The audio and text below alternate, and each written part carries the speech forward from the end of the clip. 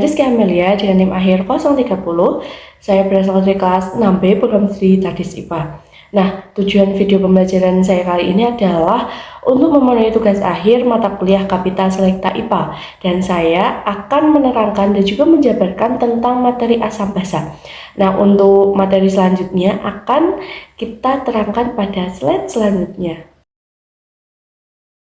Pastinya kalian udah familiar banget dengan apa itu asam dan juga apa itu basa. Tapi kalian tahu nggak sih perbedaan dari asam dan juga basa pada kehidupan kita sehari-hari? Contoh dari asam dan juga contoh dari basa. Kira-kira apa ya? Nah, jika kalian melihat gambar di atas, ada buah jeruk dan juga ada deterjen. Terus kenapa sih mereka bisa digolongkan menjadi asam dan juga basa? Kalian tahu nggak? Kira-kira apa ya? Jadi teman-teman, istilah asam atau acid berasal dari bahasa Latin acetum yang berarti cuka. Sedangkan istilah basa atau alkali berasal dari bahasa Arab yang berarti abu. Nah, jadi asam dan basa adalah dua jenis zat kimia yang memiliki sifat berlawanan. Asam adalah zat yang dapat melepaskan ion hidrogen atau H+ dalam larutan dan memiliki rasa asam. Dan juga basa adalah zat yang dapat menerima ion hidrogen atau H+ atau melepaskan ion hidroksida atau OH- dalam larutan dan memiliki rasa pahit serta terasa licin saat disentuh. Nah, jadi sudah terjawab bahwa kenapa sih jeruk adalah contoh dari asam, karena jeruk itu memiliki rasa yang masam. Dan kenapa sih deterjen masuk ke dalam basa? Karena basa sendiri itu adalah memiliki rasa pahit serta terasa licin saat disentuh. Oke, selanjutnya kita akan beralih ke sifat-sifat asam basa. Nah, di sini asam itu pastinya memiliki sifat yaitu rasa masamnya dan bersifat korosif terutama terhadap logam, dan juga dapat memerahkan kertas lakmus biru. Dan yang terakhir, larutannya dalam air dapat menghantarkan listrik. Nah, yang kedua, sifat dari basa adalah basa itu memiliki rasa yang pahit dan sifatnya itu licin dan dapat membirukan lakmus merah dan juga bersifat kaustik, berarti memiliki kemampuan untuk membakar, menggerogoti atau melarutkan suatu material. Oke, selanjutnya di sini kita akan membahas tentang teori asam basa. Teori asam basa sendiri ada 3. Yang pertama adalah teori dari Arrhenius, yang kedua teori dari Bronsted-Lowry, dan yang terakhir adalah teori Lewis. Nah, yang pertama kita akan membahas tentang teori Arrhenius. Nah, pada tahun 1884, Arrhenius, seorang ilmuwan Swedia yang memenangkan hadiah Nobel atas karyanya di bidang ionisasi, memperkenalkan pemikiran tentang senyawa yang terpisah atau terurai menjadi ion-ion dalam larutan. Dia menjelaskan bagaimana kekuatan asam dalam larutan aqua atau air tergantung pada konsentrasi ion-ion hidrogen di dalamnya. Menurut Arrhenius, asam adalah zat yang dalam air melepaskan ion H+ dan pembawa sifat asam adalah ion H+. Nah, di sini dirumuskan sebagai H+ plus OH- menjadi H2O. Nah, di atas ini adalah beberapa contoh dari sifat asam menurut Arrhenius. Sedangkan menurut Arrhenius, basa adalah zat yang dalam air melepaskan ion OH- dan pembawa sifat basa ini adalah ion OH- dan dapat dirumuskan menjadi MOH X sama dengan MX+ plus XOH-. Nah, di sini tabel yang tercantum di atas adalah beberapa jenis basa yang mudah kita kenali di lingkungan sekitar kita. Yang kedua, kita akan membahas tentang teori Bronsted-Lowry. Menurut Bronsted-Lowry, asam adalah spesies yang memberikan proton, sedangkan basa adalah spesies yang menerima proton pada suatu reaksi pemindahan proton. Nah, di sini asam Bronsted-Lowry sama dengan donor proton H+, sedangkan basa menjadi aseptor proton H+.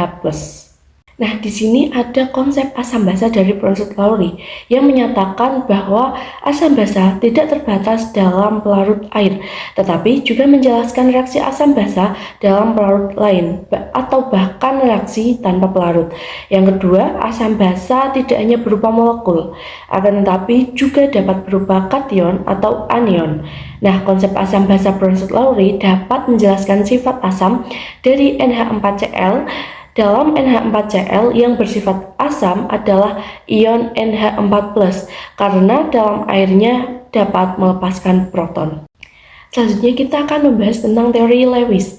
Nah, Lewis sendiri menjabarkan asam adalah zat yang dapat menerima pasangan elektro atau asektor pasangan elektron.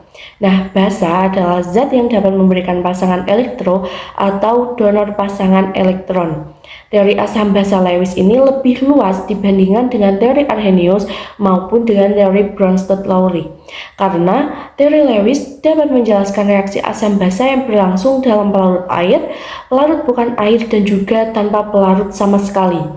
Teori Lewis juga dapat menjelaskan reaksi asam basa yang tidak melibatkan transfer proton atau H+, seperti pada reaksi antara BF3 dan juga NH3.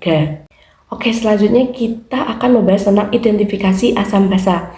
Nah, cara mengidentifikasi asam basa sendiri kita bisa melakukan dengan 3 cara. Yang pertama menggunakan kertas lakmus, yang kedua menggunakan indikator asam basa, dan yang ketiga menggunakan indikator alami. Nah, kertas lakmus sendiri itu memiliki 2 warna, yaitu kertas lakmus merah dan juga kertas lakmus biru.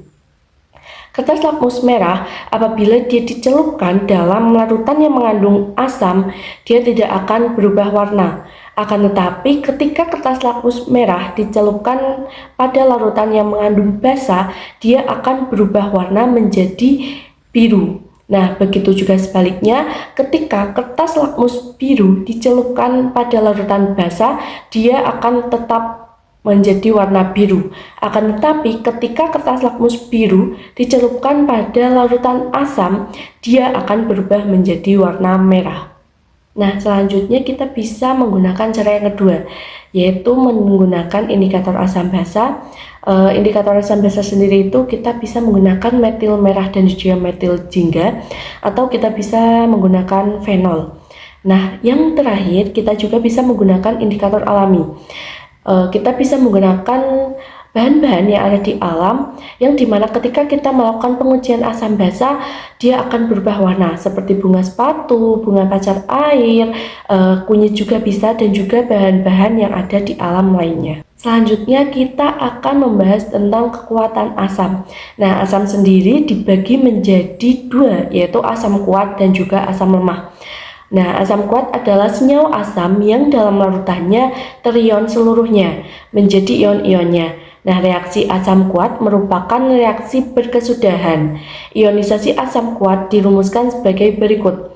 Ha aquos menjadi H+ aquos plus amen aquos. Nah, asam kuat sendiri itu biasanya bisa untuk menghantarkan listrik. Nah, yang kedua adalah asam lemah. Asam lemah adalah senyawa asam yang dapat dilarutkan atau larutannya itu menjadi sedikit terionisasi menjadi ion-ion. Nah, reaksi ionisasi dalam asam lemah itu bisa kita sebut sebagai reaksi kesetimbangan. Ketika kita mempunyai larutan asam, membedakannya adalah ketika asam kuat itu banyak gelembung di dalamnya, dan ketika ada asam lemah itu berarti sedikit atau bahkan tidak ada gelembung sama sekali pada larutan. Seperti halnya asam, basa sendiri memiliki kekuatan basa kuat dan juga basa lemah. Nah, basa kuat adalah senyawa basa yang dalam larutannya terion seluruhnya menjadi ion-ion. Nah, reaksi ionisasi basa kuat merupakan reaksi berkesudahan seperti tadi asam kuat. Sedangkan pada basa lemah adalah senyawa basa yang dapat larutannya itu di dalamnya hanya terionisasi sedikit menjadi ion-ionnya. Reaksi ionisasi basa lemah juga merupakan reaksi kesetimbangan.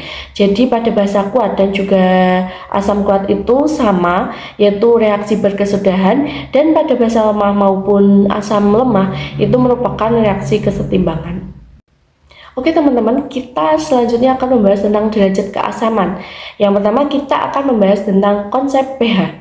Nah, pH sendiri adalah sebuah alat untuk mengatakan atau menyatakan tingkat atau derajat keasaman suatu larutan. Nah, pada tahun 1910, seorang ahli dari Denmark, Søren Lautis Sørensen, memperkenalkan suatu bilangan yang sederhana. Bilangan ini diperoleh dari hasil logaritma konsentrasi H+. Nah, dari konsentrasi ini, bilangan yang didapatkan kita kenal sebagai dengan skala pH. Selanjutnya kita akan membahas tentang pengukuran pH. Nah, pengukuran pH sendiri memiliki beberapa cara. Yang pertama menggunakan indikator universal, yang kedua menggunakan larutan indikator, yang ketiga menggunakan pH meter. Nah, indikator universal sendiri itu seperti gambar di atas. Nah, itu adalah sebuah kertas indikator universal yang kita gunakan untuk mengukur pH suatu larutan asam maupun basa. Selanjutnya adalah larutan indikator. Salah satu contoh indikator universal jenis larutan adalah larutan metil jingga. Nah, pada pH kurang dari 6, larutan ini akan berwarna jingga. Sedangkan pada pH lebih dari 7, warnanya akan berubah menjadi kuning. Dan contoh dari indikator cair lainnya adalah indikator fenoltalin. Dan pH di bawah 8, fenoltalin tidak berwarna dan akan berwarna merah anggur apabila pH larutan di atas 10. Yang terakhir adalah pH meter. pH meter adalah jenis alat ukur untuk mengukur derajat keasaman atau kebasaan suatu cairan. Prinsip kerja utama dari pH meter adalah terletak pada sensor probe berupa elektrode kaca atau gelas elektrode dengan jalan mengukur jumlah ion H3O+ di dalam larutan. Oke, semua materi sudah kita bahas tentang apa itu asam basa dan juga beberapa hal terkait tentang asam basa. Selanjutnya saya izin menutup video pembelajaran pada pertemuan kali ini. Mohon maaf apabila ada kesalahan, baik berupa salah penyampaian dalam pengurangan penyampaian atau salah dalam penyampaian kata. Wassalamualaikum warahmatullahi wabarakatuh. Bye-bye.